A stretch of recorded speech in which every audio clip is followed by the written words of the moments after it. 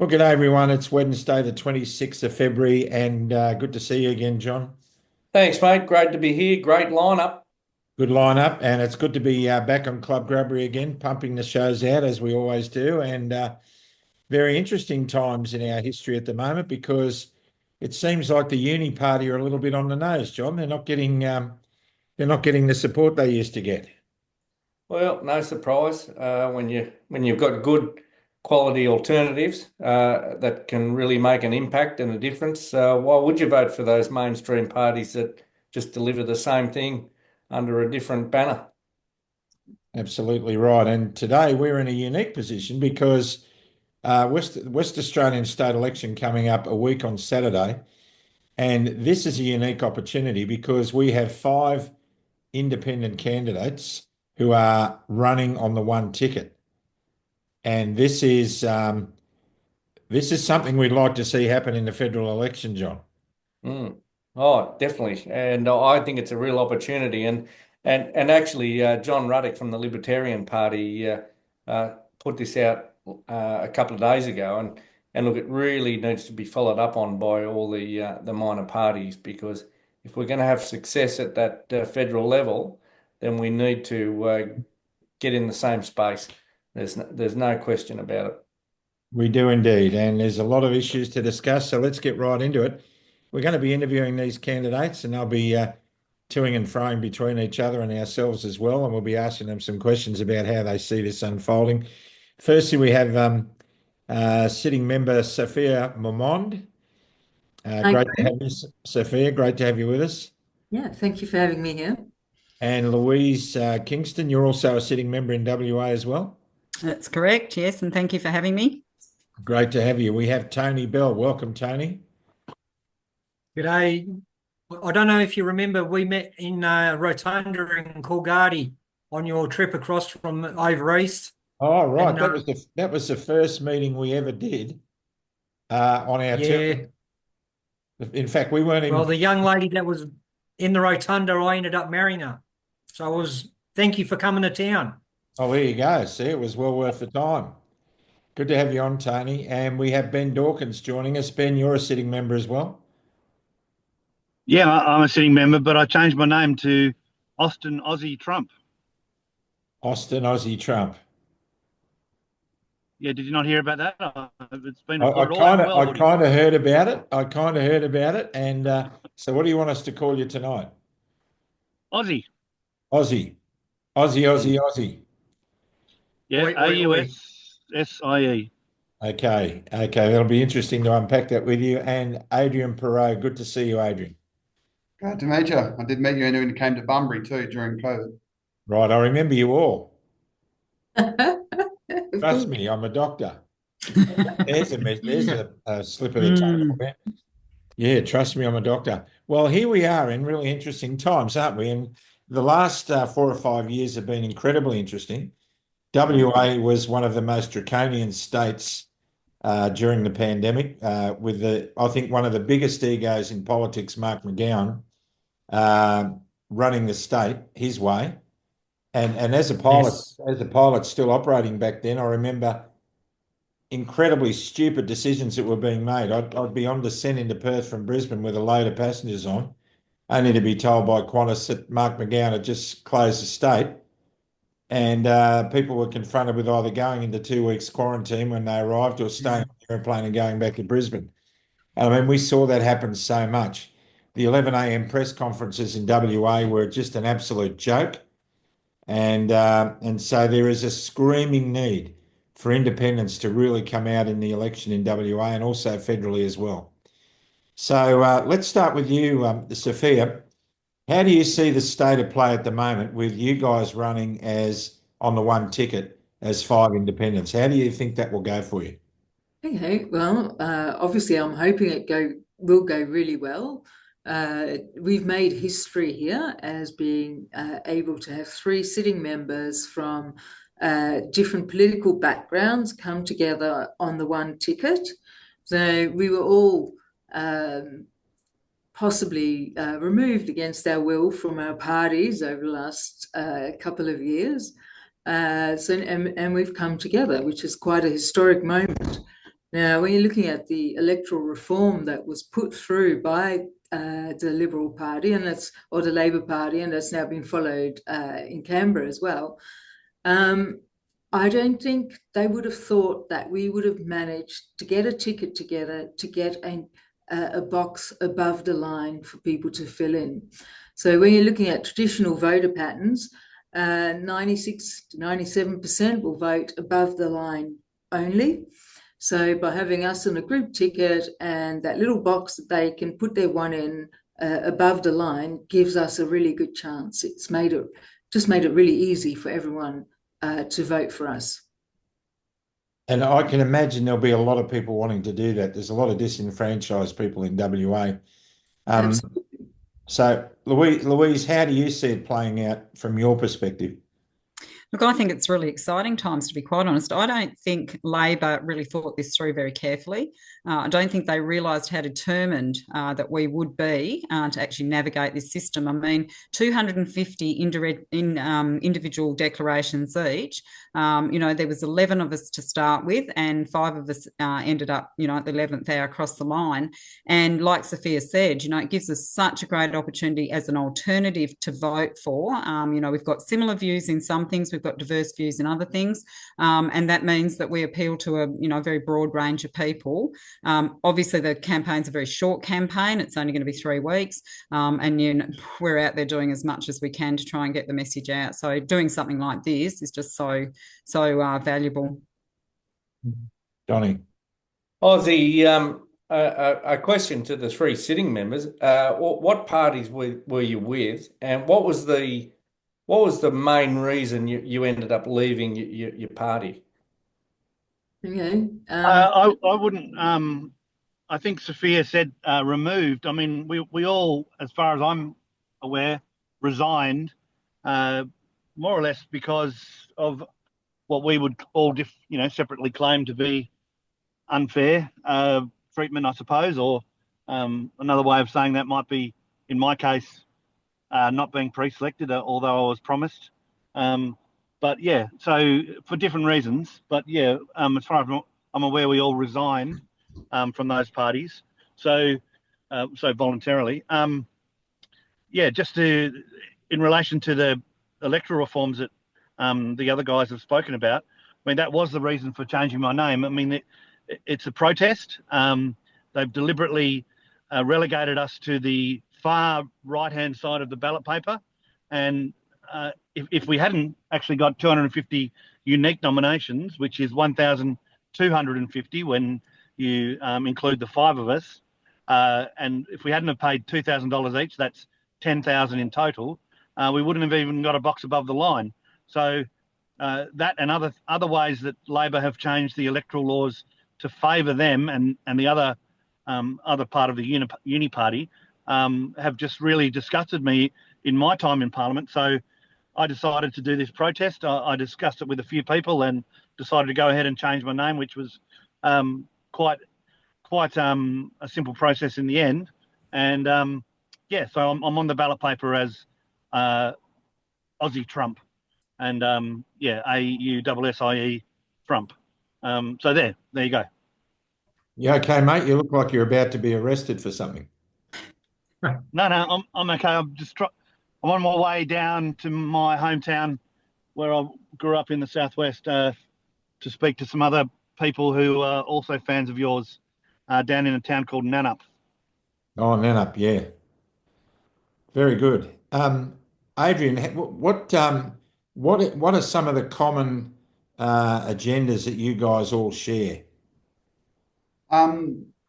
An aversion to COVID mandates for a start, forcing people to actually take a jab to keep your job was the real big kicker for a lot of us. I work in the retail industry, and in the company that I work for, I was very possibly the only person who kept his job. Everyone else lost their job and didn't get the jabs. So that's a really big one that we all sit with. It should never have been forced upon us, because that's a fundamental right to pick what goes in your body, for crying out loud. And they basically said you don't have a right to pay your mortgage or eat. You lose everything if you didn't get the jab. And I had people coming up to me blokes in tears that they had to get the jab just to keep their job, or they would have lost their homes.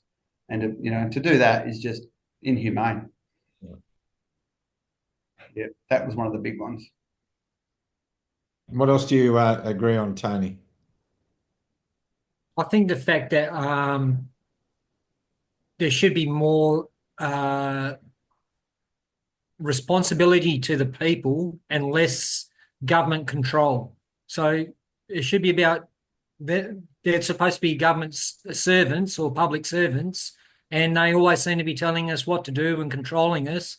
And as I was out in 40, 45 degrees knocking on doors, everyone's sick to death at not only the control that seems to be put on them, that they're losing their freedom from actually choosing their own paths in life, and then all the basically the political bribery going on at the moment. I'm in Kalgoorlie, and there's between the big parties, there's nearly $1 billion in election promises being, as long as we get in.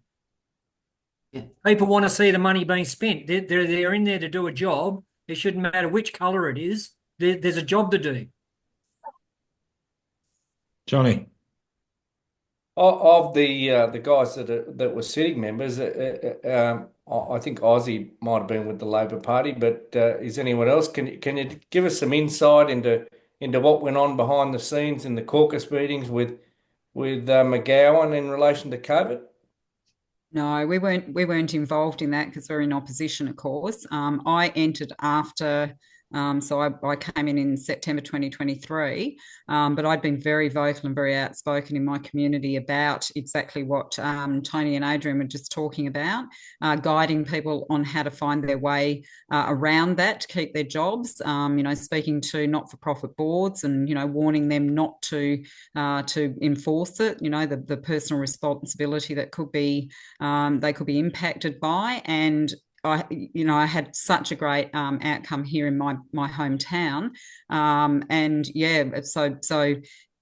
was just horrified, watching what was going on. It just defies logic that a government could do what they did to people and frighten them like they did. We haven't got enough workers now. Stopping them from working just didn't make any sense. So, I was very, very vocal about it. So, in my case, I was personally affected by the mandates. So the West Australian state government was the only government to change the standing orders to legislate that MPs were also mandated to show a vaccination certificate or an exemption certificate. So I didn't have either of those. I did try to get an exemption certificate, and I had several doctors say that with my medical history, that would make sense, but they were too frightened to write that because of APRA. I had 2 referrals to local immunologists here at Sir Charles Gardner Hospital that didn't go anywhere. So I've got a very recognisable name. So I do wonder what happened to those referrals. They're somehow lost in the system there. Anyway, I ended up being suspended. I wasn't allowed to enter Parliament House for about 6 months. And, my background is as an RN, a naturopath, and a Chinese medicine practitioner. And I had some serious doubts about mRNA vaccinations. What I'd read about that, learned about it, I thought they would cause harm, and we've now shown to be right about that. Anyway, I got back in by catching COVID on purpose from one of my double-vaxxed staffers because it was so safe and effective. And that's how I got my exemption certificate. So, yeah, they were very serious here about making sure that they would enforce as much as possible for everyone to get vaccinated. It was crazy, really. It was the worst of the worst over there, wasn't it? I mean, McGowan was just out of control. I mean, we talk about the Dan Andrews of the world, but when you look at it, I mean, McGowan was as bad as anyone. Well, you couldn't even buy a beer at a drive-through bottle shop. Yeah. I think with a mask on. With a mask on. About 3 years ago, when he literally got out on the news and stopped a young couple from going to see their parents that were dying. Yeah. That was a big turning point for me. It was like I couldn't understand why we weren't going on a big health kick, so to speak.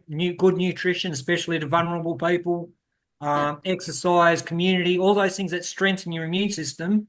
We were going on this kick to do all the opposite. And then when he stopped people from being able to visit dying parents and stuff, that was that's when I got really mad.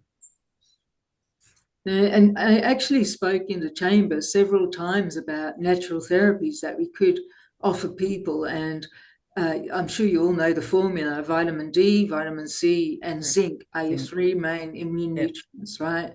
And they're actually all really quite cheap. You could supplement everyone on vitamin D for about 10 cents a day, right? And yeah, look, I was entirely ignored and dismissed. There was actually a product they put out, it's called Immuni. It's not available anymore, but I took it right from start. Like Sophia, I did the research. I've also got an inherited condition, and I was advised by my specialist not to get the vaccination or jab. I'm not even going to call it that, and couldn't get the exemption. He had exactly the same experience, and I took this, and I haven't even had COVID. So very interesting. Yeah. Mm-hmm. Well, without, if there's no alternative, then the emergency use authorisation keeps going, doesn't it? Yeah. Which is why they weren't even looking at the simple off-patent drugs that were going to save life. That's right. Ozzy, you're obviously a big fan of what Trump's doing over there. How would you like to see, what policies of Trump's would you like to see implemented in WA? Can you still hear me, Hoodie? Yep. Yeah. So I've put this on my social media. So I'm a big fan of what Donald Trump did about reinstating all the military personnel who declined to take the vaccine with full back pay. I can't actually make that happen here, or even even for I would like that to happen for particularly, let's say, nurses, police officers, and so on. And I have spoken about that and said that that's one of the things that I would like to, introduce from Trump. I mean, Trump, he has other things that I'm, not so keen on. But in an overall sense, he's really good at calling out some of these injustices, and that's one of them. I have spoken to the police commissioner in the estimates in Parliament, and basically said that it was vindictive retribution on his behalf to sack police officers who refused to take the vaccine. They were actually stood down for 4 years, and they were sacked 2 years after the mandates were lifted, just in September of just gone. I mean, that's one of them. I also like Donald Trump's two-gender policy. There are only two genders or sexes. I think the document says sexes, and myself and Sophia have spoken about that in Parliament. Obviously, Labor have pushed through this ridiculous self-ID gender legislation where Hoodie can go to the GP and 20 minutes later he can get a doctor's note, like a sick note, and take it to the registry and become a female. It's just got absurd, some of the things that have come in under Labor. And now that Donald Trump is in, we can all talk about it now because he sort of empowered people to speak up again. Adrian, just interested, what do you think about the level of government in our country at the moment? There are, to me, a lot of governments are gloating that they got, so many thousand pieces of legislation through during their term in office, as that's a proud thing for them to do. How do you feel about that? Can you say to anyone in particular, or can I answer? To Adrian. Okay, for WA, they rammed a whole lot through, and with it, they had a massive majority, and that did not play out well because the upper house, it's meant to be checks and balances, and nothing was being done. It was just all ramped through.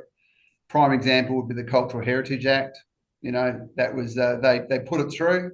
4 months later, they had to withdraw it again because it was so bad that they had to withdraw their own policy. Stopped you digging holes in your own backyard if you owned a quarter-acre block. And a lot of the politicians, the policies they're pushing, because they focus so much on themselves and their big donors and where the money is, the little guy down the bottom, which is, retail workers, me, gets squashed and forgotten about. And that's one of the reasons I decided to run and back these guys to get a group ticket of 5, because the little guys down the bottom of the food chain, the retail workers, the factory workers, warehouse workers, we don't make 150, 200 grand a year like some of these other people are doing. And when food goes up by 10%, that hurts. When rent doubles, that really hurts. In 4 years, there are people, rent's now some houses $600-700 a week when it was only $300 4 years ago. And it's totally insane. And who's getting hurt? It's the people down the bottom. So I'm not very impressed with how they've ramped things through. Just because they pass something doesn't mean it's a good thing, especially when it's hurting the people that need it the most. And that's the traditional Labor base. That's what doesn't make any sense. It just, that's who they should have been sticking up for right the way through, instead of cozying up with the Greens and all the, ridiculous environmental laws we've got that are hampering people. I went to see some guy this morning, and a decision by one of and I call them the grey layer, Graham. So this is the middle bureaucratical nightmare that's been created by subsequent governments that the practical person at the bottom can't navigate. The minister at the top has no idea what people like Adrian at the bottom are going through, and they cloud everything in the middle. And this guy, through one public servant's decision, shut his business down for 3 weeks, cost him $3 million, and there's no accountability. And the public servant was wrong. They made a mistake. So he's now having to go to court to try and get a resolution and some form of compensation from government. It's just disgraceful. Yeah, too much red tape. It's too hard for businesses to work. And it's too hard. It needs to be simple. For basic businesses, there should not be pages and pages and pages of red tape. I understand red tape for the big stuff maybe, but the local businesses, the coffee shops, it's just so hard. They're just struggling to pay the bills, let alone try and jump through all the hoops. You can't even buy watermelons on the side of the road anymore. There's too many legislations. It's ridiculous. And that grey layer should be streamlining things and making things easier. When I meet with them, and I can usually navigate it pretty well, because I say to them, whilst I'm standing here, I'm not getting paid. Whilst you're standing there, you are getting paid, and I pay your wages. And it's amazing how many of them go, oh, I've never thought of it like that. Just a simple statement. So I say to them, it's in your best interest to make this as quick and easy and as simple as you can and as cheap as you can for me, because if you don't, eventually you're not going to have a job. It's as simple as that. And just to throw in another US reference there, I saw an interview with Elon Musk a while ago, and what he said is that, more and more legislation gets pushed through, and what we should be doing is then removing old legislation instead of trying to adjust things and add more rules. Get rid of the old and make it all new. That was the Kerry Packer model all those years ago, when he said he was minimising tax because you don't spend it well enough for me to give it to you. Very good statement. So is that something you all agree on, of minimising the amount of red tape and laws that we're all confronted with these days? Absolutely. I mean, how many businesses went out of business during COVID? Yeah, that's right. That's where Ben was going, empowering the people again. The government should be there to do what the people want and keep things in check. But all this legislation, registrations, insurances, all the bits and pieces. I mean, I used to be a carpenter, and I changed over to being a group fitness instructor around the world because there was less red tape. The insurances was better, and but you look at it, it's a globalist run system now. It's not even Australians running the system. They're taking all their advice from people that don't live in our country. They want control over everything we want and take the responsibility back from the people. I want to see people thrive. That's why I got involved. I don't have to do this. I'm on an incapacity pension, but I want to see my grandkids be able to thrive in the future. Yep. And it's got to be that bottom-up approach, not the top-down approach. That's just it just builds bigger government. It builds more bureaucracy. It makes it miserable for the people trying to engage with it. We've got to change that culture. Johnny. Yeah. And as a result, as a result of that, we have an unelected bureaucracy in charge of that's right. many of the departments here, and they don't necessarily change when the party changes or our government changes. And those people still have those same attitudes and ideas that they bring forward, which may well be outdated. And they're on huge money. Like the people at the practical end of it, our nurses, our policemen, our teachers, they're the ones that should be being paid more. So, this middle grey layer should be the ones that are paid less, which attracts more people to go into the practical delivery of it. And then, you've got a groundswell down here feeding back up into this one, not the other way around. Yeah. Hard to argue with that, Johnny. Very hard to argue with it, Hoodie, but what can you say? Look, I'll start with you, Sophia. Do you think that the handling of COVID is still an election issue from a state government point of view? And if you think it is, do you think that correlates with more people waking up? So our current Premier Cook, he is quite surprised that people are still talking about COVID. So, he calls us all sorts of names as well, that we're still dwelling up on that.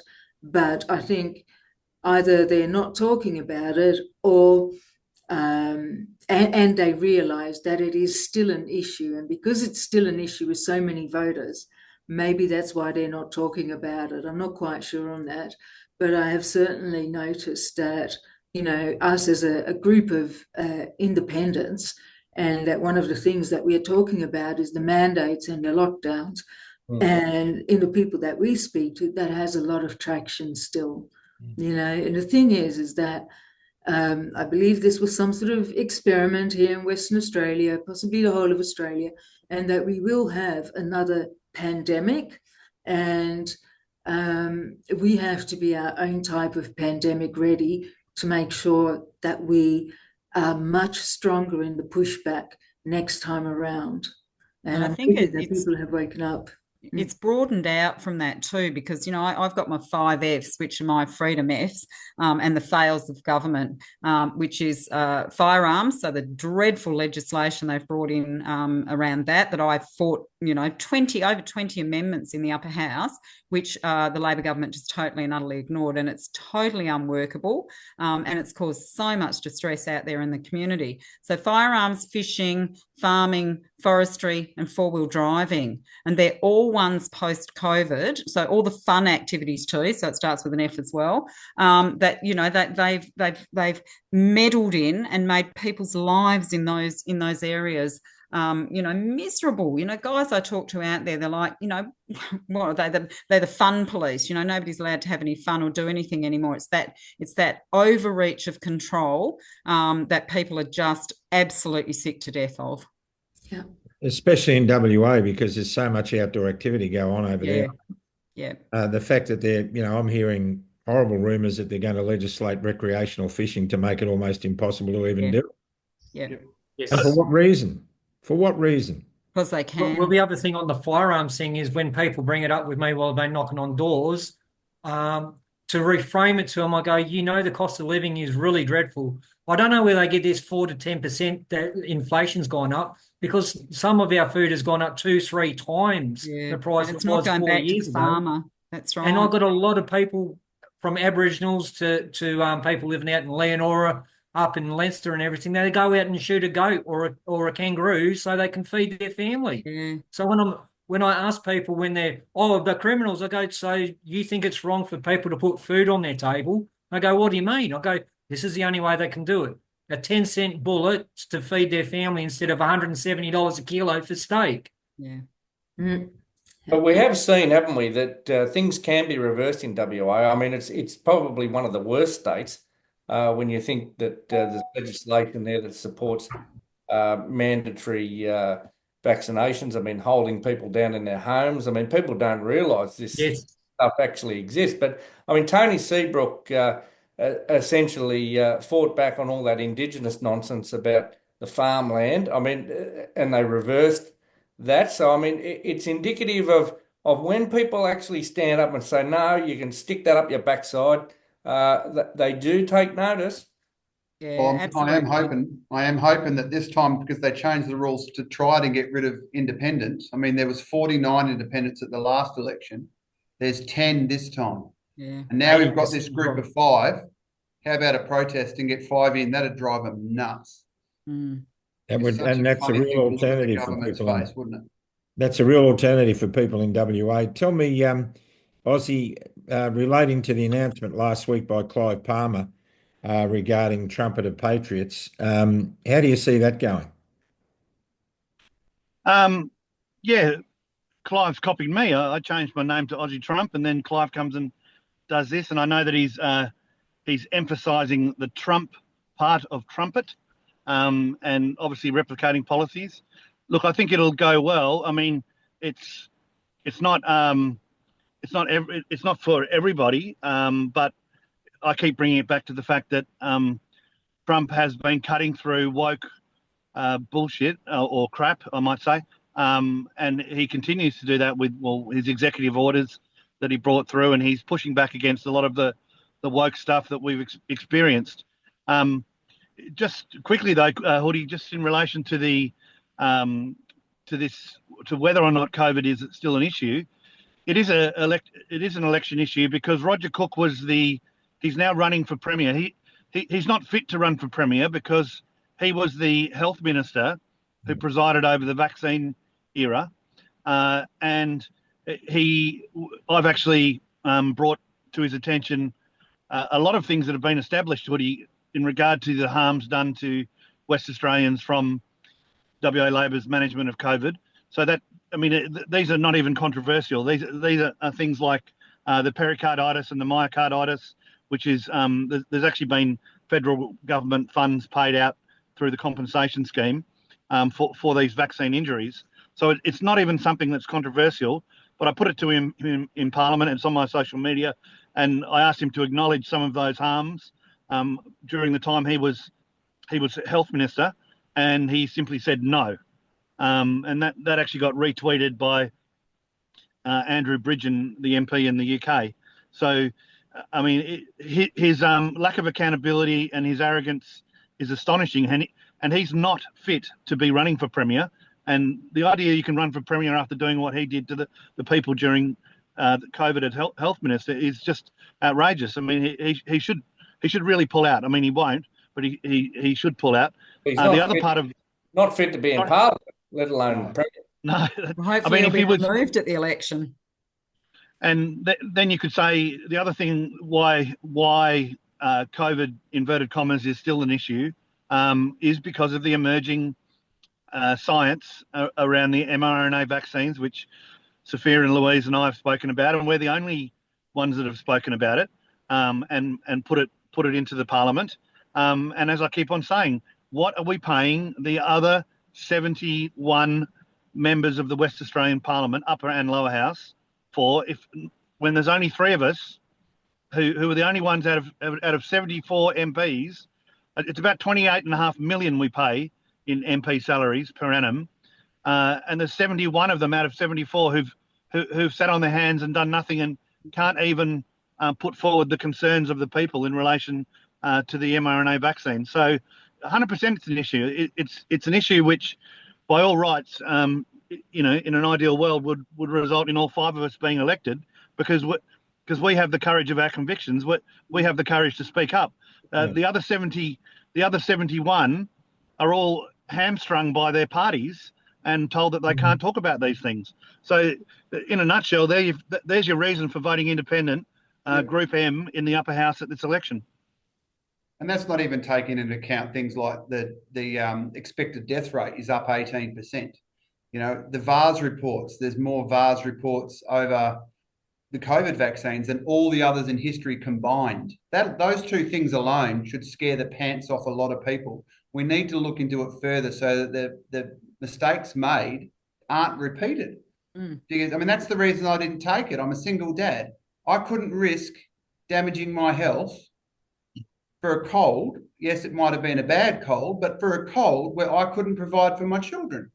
That was an unfair thing to force upon me. And that's the reason I had to say no, because the risks didn't, the benefits of a vaccine that you could take that didn't stop you from catching it and didn't stop you from spreading it and didn't do much else, And didn't compared reduce to the not doing severity. it. Yeah.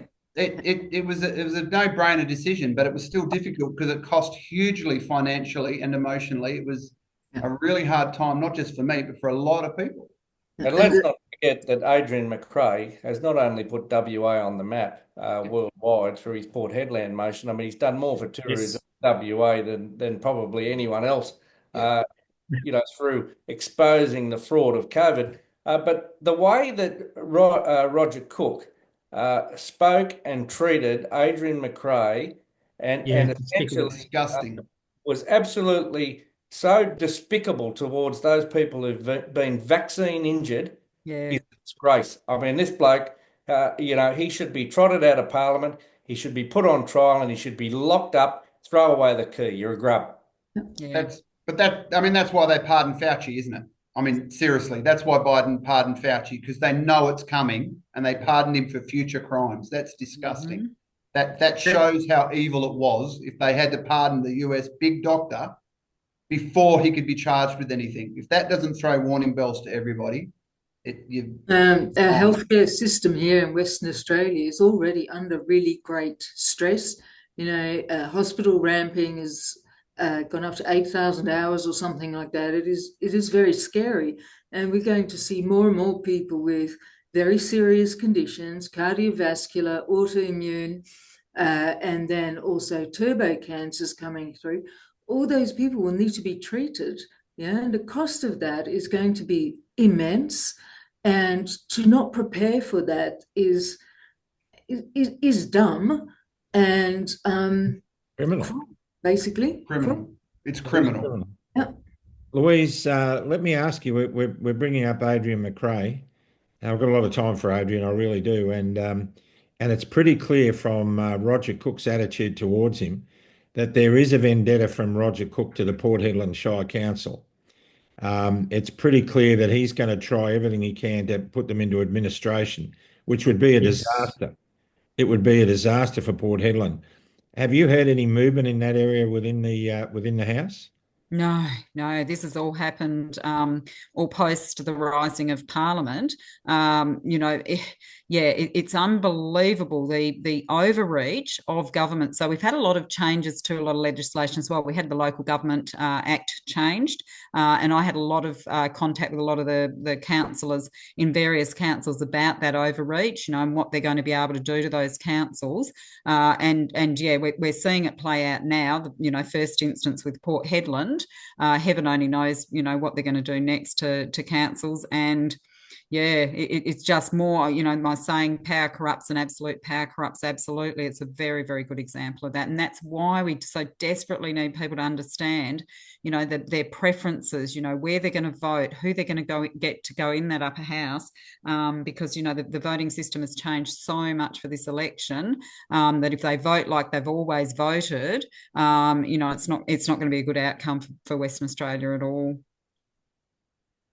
Are you guys speaking to Adrian McRae? That's mate? Probably how I ended up here. After his Port Hedland thing, one of the girls here in Kalgoorlie, Carissa, hi Carissa, we went up into the Kalgoorlie Council, tried to get a motion brought forward, realised that wasn't the right thing to do. I went up the next month, we presented some facts and figures, and we actually got to have a sit down with the mayor. And they've actually written a letter to Roger Cook asking for investigation into the DNA contamination. And we also were able to put forward a Royal Commission into the COVID-19 response and the ongoing issues. So that was from Kalgoorlie. But that's how I ended up here, talking to politicians, and they're going, you need to make a voice. So here we are. I was lucky enough to find these people up. Seen Soph stand up in Parliament and make a stand and get suspended. That spoke volumes to me. I saw the Kalgoorlie mayor as somewhat recalcitrant around all that. I'm glad to hear that he was persuaded otherwise. He's covered his bases, let's put it this way, but he still put his signature on the bottom of the letter. So he's making a stand for his constituents, but you can play that two ways. If it comes to something good, he can say, look, I wrote the letter. If it doesn't come of anything, he goes, I was only doing it for my concerned people. Yeah, so I ended up tabling all of the material from the Port Hedland council meeting in the upper house here. So they've got all of that data. Then more data around a DNA contamination came out just before Christmas. And on Christmas Eve, I sent all of my parliamentary colleagues an email saying that this is an emergency. We really need to do something. And I had one response back, which was from Sue Ellery telling me that it wasn't her department, and that was it. So they've all been warned. They have all the data, right, and they are just ignoring it, and that is willful. Yeah. What are you hearing around the corridors, Sophia and Louise? Are you hearing from staff that MPs are injured from the vaccines? Staff are injured. What's happening? I know of one MP that is injured that has spoken about that, but I haven't heard from anyone else. I don't know if any of you, if you have heard of anyone, Louise. What I've noticed, which I think is really weird, and it's not just in the halls of Parliament, but it's everywhere I go, it's this cough that everybody's got, this really chesty cough.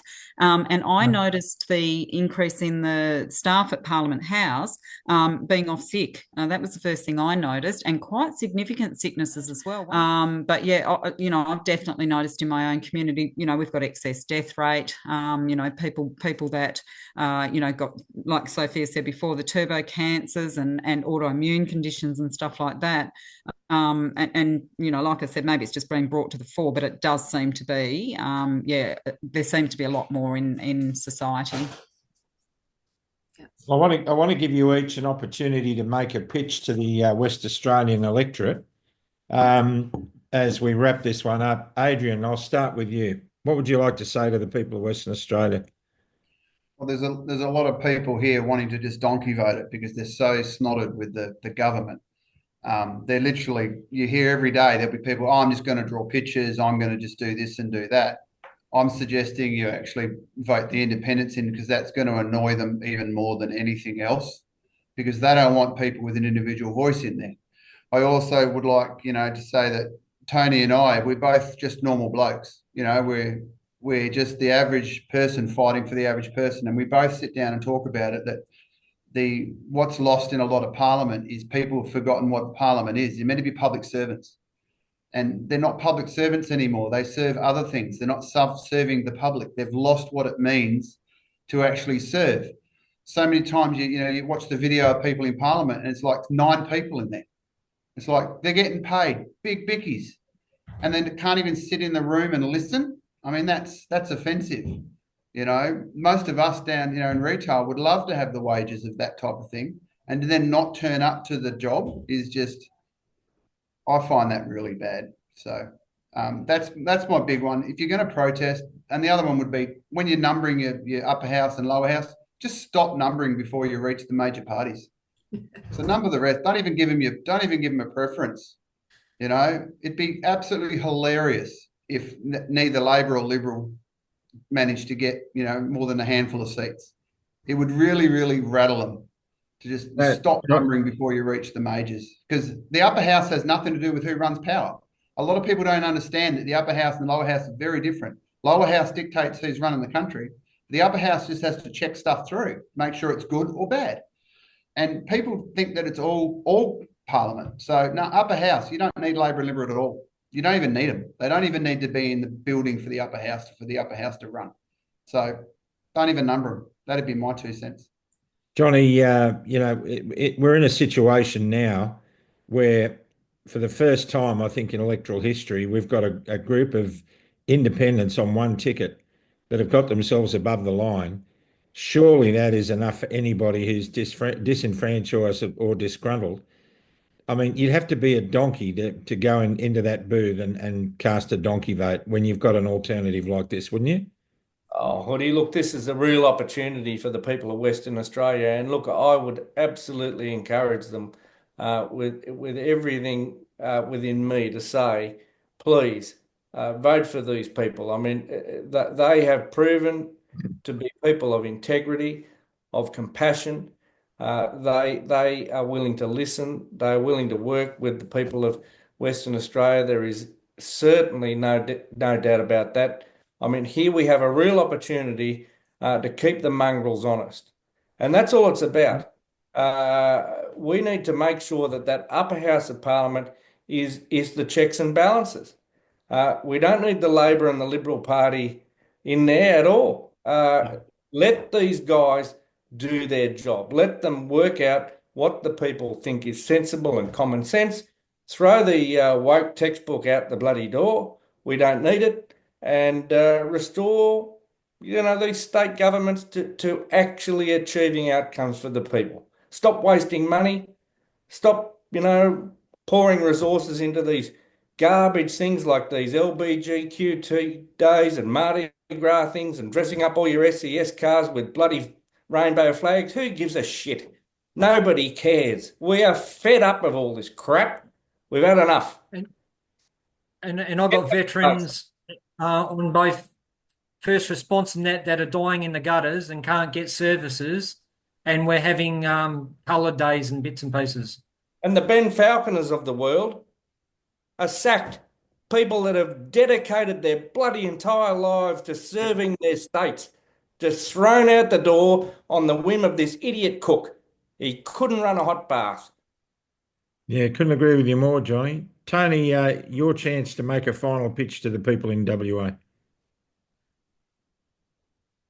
The big thing that I can say is I haven't been able to work for 8 years because I've been on a pension. I've put my feet on the floor. I thank my wife for a huge amount of support, but just about empowering the people to have responsibility again, that we can help make you thrive and get back into the community and get to do the things you need to do to provide for your family, to provide for your community. Less governing, more for the people. Let's give them KPIs. Let's make them accountable. Fantastic stuff. Louise? Yes, very much what everybody said. Power to the people. We the people control those preferences. You've always controlled those preferences. So let's educate people on how they can make a difference and be heard. A voice to the voiceless, and let us get in there. Let us hold them to account. I sit on the legislation committee. We had one piece of legislation referred in the last 4 years. It's usually the busiest committee of all. That tells you exactly what's been going on. So restore that power to the upper house to hold the majors to account and deliver what the people of Western Australia need. That's right. And you're lucky, Western Australia, to have an upper house, because Queensland doesn't have one, and they really, boy, do they need an upper house over there. So give us a big pitch. Okay, so column M, number 1 above the line. Yes, you will get 5 strong-willed independents who are clever, who want to listen to the people, do the right things for the people, hold the government accountable, and provide some serious pushback to the bad legislation that they have pushed through over the last 4 years. Yep, that's perfect. That's perfect. I'm envious of you in WA that you've got this choice. I mean, this is milestone stuff. If you don't use it, you're crazy. Because I know there's at least 30% of people in WA who are fed up with the majors. Yeah. And, John, we know for a fact that if a couple of good independents run for the Senate in WA in the federal election, they'll steamroller it in, because the people are done and dusted with these major parties. And why wouldn't they be, with the arrogance of people like Roger Cook? What an arrogant twit that guy is. We had the great debate over there, and I emceed that event in Perth, and he didn't even have the guts to turn up. He's so arrogant. And the big question, we know you're going to watch this, Roger Cook. I bet you do. G'day, Roger. The big question I posed to you, your empty seat on stage at the exhibition centre in Perth, was, If you thought there was the slightest chance that someone was tampering with your DNA or your immune system, would you like to know about it? Because that's all we're asking. We deserve the right to know because there's enough evidence out there to prove that that's happening. And you haven't even got the guts to turn up and answer questions. You don't have the guts to call a proper, thorough, independent inquiry in your own state because you know, as well as everybody, that if a proper independent inquiry is conducted with full judicial teeth, your backside is grass, mate. Your backside is grass. You're one of the most arrogant politicians. And believe me, that's something because we've seen a few of them, Johnny. We've seen a heap of them, mate. I tell you. And look, we've had enough. I tell you, you spend one more dollar on this rainbow flag garbage, whilst there's veterans, nurses, everyday Australians sleeping under bridges with their kids in cars. You people are on another planet. I tell you, we're coming for you, and we're starting at the Western Australian election. I hope to God you people are booted out. And just one quick one. Like we're doing this with nearly no funding for a start. But just imagine if the minor parties and all the independents got control of the upper house. Whoever gets pumped, they're not going to pass anything unless they do something for us. And that is, we want a real investigation to work out what the hell went wrong with COVID and how do we not do the same mistakes twice. So people have to vote the independents in and then the minors then after, because we've got to show a force that we've just had enough of the majors and what they do. And the only way to fix that's in the upper house, because we will never get the lower house, but we can definitely stir trouble up from the upper house to make them pass stuff that will help the people. Well, sand gropers, if you don't want, I know you don't like people from over east telling you what to do. I married a West Australian lady, and I know that for a fact. But I tell you what, if you don't want the fox getting the run of the hen house, then you need to put these independent candidates into power in the Senate. You need to do that in the upper house. Boy, you're lucky. You have got a golden opportunity. There are millions of Australians who would love to be able to do what you guys can do. And you're going to be able to send a message to all these fat cats in the federal parliament who think that they've got it home and hosed. What's going on in America is shaking ground. What's happening in Germany? You've got a politician coming out of the woodwork in Germany who's really kicking some butt over there for the same reason. The world is changing. The pendulum's coming back from the left and it's swinging hard towards the right. And any politician who doesn't jump on that bandwagon is crazy. That's why Peter Dutton is a nut job, Johnny Lader. He's a nut job. Well, and Hoodie, let's call it for what it is. I mean, what a lineup we've got, and it speaks volumes about what you're going to get because these guys have been able to organise themselves to put themselves front and centre for you today. I mean that speaks volumes. Had to fight hard, John, to get this together. It wasn't no catwalk. It was really hard to fight hard. You've got to make the upper house an independent collection of common sense, and that's what's on the screen here for you today. You've got opportunity, you go for it. Yes. Well, I'm going to do what I normally do. I'm sorry, Sophia. We're not foxes identifying as chickens, by the way. Just putting that forward. Yeah. We're the real deal here. I'm going to call you guys the Maramas of the chook yard. Love it. The big Love white it. sheepdog. I'm going to do what we customarily do, and that's bring this to a close with a prayer. And so, dear Lord Father in heaven, we thank you for the courage, the strength, and the willingness to put egos aside and agendas aside to come good for the people of Western Australia by these 5 candidates. Father God, we pray that they will be triumphant. We pray that the people will vote sensibly, and we pray that they will get all the support they need with how to vote cards and all the other things that they need to get this up and running. Because if they do, Father God, it will set a trend right across the country. So we pray for them. We ask you to bless them, and we ask you to bless this great nation of Australia. In Jesus' name we pray. Amen. Amen. Thank you. Johnny Lardy, you've often been heard to say, You just couldn't make this stuff up. you couldn't make this stuff up. Sophia Mamon, thank you so much. It was lovely meeting you in the West. Likewise, Louise Kingston, well done. And you guys standing strong in the house. It's just been brilliant. Adrian, best of luck, buddy. And God bless you for standing up, and same to you, Tony. It's a real pleasure. Thanks very much for your time. Thank you. Thank you. And let me just say to all of you, we've got some other fantastic interviews coming up, including in the next couple of weeks, we have the lawyer that represented the infected blood victims of the UK, and one of the legal team that's fighting in all that stuff now, coming on for an exclusive interview with us here at Club Grubbery. We've got Dr. Jack Cruz coming on, who's going to be very outspoken, and I'm looking forward to going to the States, because I heard there may be someone who's considering coming onto that stage with us. And let me just say, I think it would make Aussie Trump very happy.